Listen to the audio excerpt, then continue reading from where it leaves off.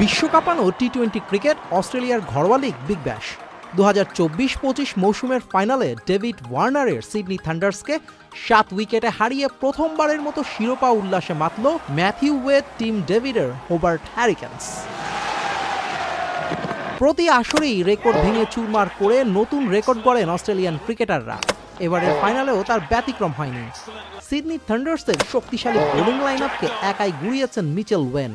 সিডনির দেয়া 183 রানের টার্গেটে খেলতে নেমে রেকর্ড গড়া সেঞ্চুরি করে হোবার্টকে শিরোপা জিতিয়েছেন 23 বছর বয়সী ওয়েন।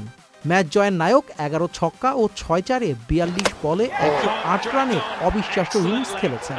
ফাইনালে একমাত্র সেঞ্চুরিয়ান রেকর্ড বুকে নাম লিখিয়েছেন 39 বলে। তার করা সেঞ্চুরিটি বিগ ব্যাশের ইতিহাসের যৌথভাবে দ্রুততম। 2014 সালে বাংলাদেশের বিপিএল এর তৃতীয় আসরে 39 বলে 3 অঙ্কের দেখা পেয়েছিলেন ক্রেইগ সিমন্স।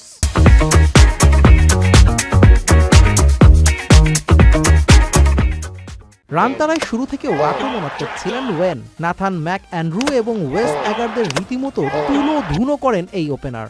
ওয়েনের বিধ্বংসী ব্যাটিংয়ে প্রথম 3 ওভারে হোবার্টের রান গিয়ে দাঁড়ায় 62-তে। 16 বলে নিজের 50 পূর্ণ করেন ওয়েন। বিগ ব্যাশের ফাইনালে এটি সবচেয়ে দ্রুততম 50 রেকর্ড।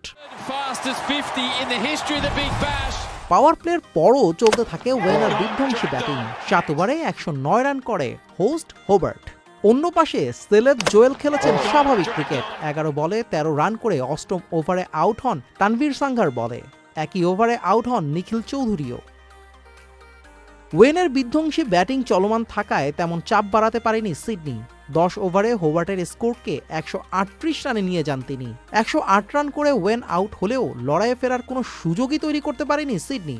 ম্যাথিউ ওয়েডের 32 এবং বেন ম্যাকডরমেট 18 রানে অপরাজিত থেকে প্রথম শিরোপা নিশ্চিত করেন হোবার্ট হ্যারিকেনসের। Adil Ahmed Shaan, Channel I.